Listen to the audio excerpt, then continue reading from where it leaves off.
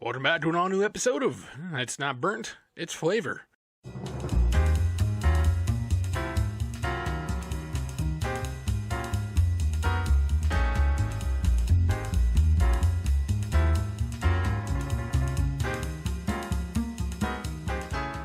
Today, I'm going to walk you through how I make my mac and cheese.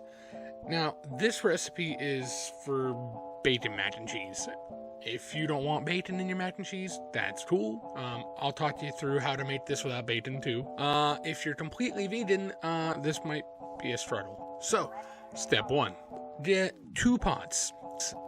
I try to use as few pans as possible. It's just kind of that old kitchen mentality from working in the kitchen. You don't want to just thwart your dishwasher with a bunch of shit because they generally tend to not like that. And that's why a lot of people like working with me, because I try to make a few dishes as possible. One, you're going to get your water going so you can get your noodles. You don't have to use macaroni noodles. You can use fettuccine if you want. I don't care. Just a noodle. Okay? Pasta. And you better be salting that water. You think I'm playing around? Try me. At the same time that's going on, in your second pot, you're going to throw your chopped up bacon in there. And you're going to let that bacon render down and get nice and crispy. When your bacon looks similar to this, you're going to go ahead and take it out of the pan with a spoon, whatever. Set it on some napkins, let it kind of drain out. We're going to go to step number 2. Now, step number 2, if you decide that you don't want bacon, you can just skip to this step. Get your water and pasta going, and then start here. In that second pot, you're going to throw down the butter. After I cook the bacon, I throw the butter in there. I take out a little bit of the grease, but I leave a good amount of it, especially those little bits that are stuck on there, because that's just all flavor.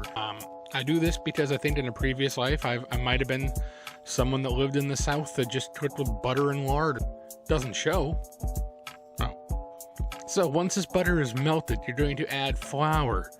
I try to do equal flour to butter. If you use 3/4 of a cup of butter, 3/4 cup of flour. Pretty simple, right? You mix that in there. Get it all incorporated. It's going to look funky, but it's going to look like a roux. At this point, you're going to add your dairy. I like to use half and half. You can use heavy cream, you can use regular milk.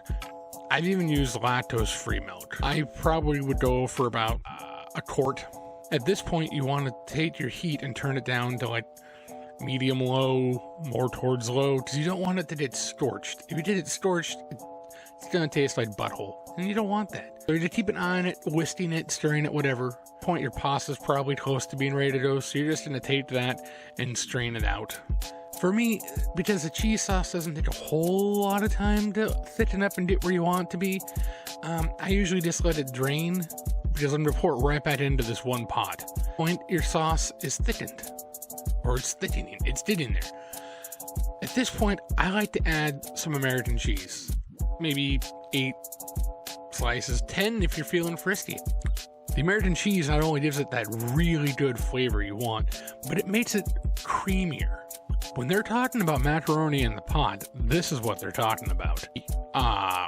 Certified free mac and cheese. You can add in your bacon back into it, or if you want to put your bacon on top, that's okay too. So once the American cheese gets all incorporated, melted in, I then add about a half a stick, maybe 3/4, of cream cheese. This is not a healthy mac and cheese. So if you came into this thinking it was, I'm sorry. But if you look at me, you should have known right out the gate that this is going to probably clog an artery. All you do at this point is drop that mac and cheese right into the sauce. You mix it around with a spoon. Then you're ready for the final step. At this point, it's all in there. You put it into your casserole dish. I like to do it this way because I like to throw some shredded cheese over the top before I put it in the oven. I put it in at 350 for maybe 15 minutes because you're not looking to cook it. The pastas, if you did it all at once like I do, the pasta's probably still warm. The cheese sauce is going to be hot. You're just looking to melt that top layer. So you don't have to worry about getting it cooked all the way through because it's pretty much already there.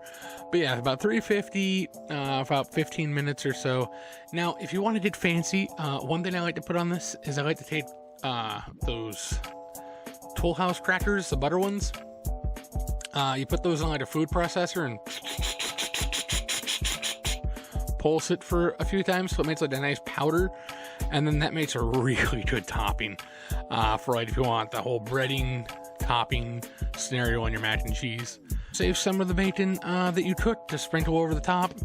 When it comes out, if you want, finish it with some green onions, you know, whatever you feel like doing. This recipe is one of the ones I get requested the most to make, so it can't be all that bad. And making this mac and cheese helped get me a wife. So before we go, I realized I also didn't say add salt and pepper to the cheese sauce, but I kind of thought we were at that point in this cooking relationship that would just went without saying. So from all of us here, which is just me at the It's Not Burned, It's Flavor Kitchen, I want to say thank you for stopping by and get out there and cook something.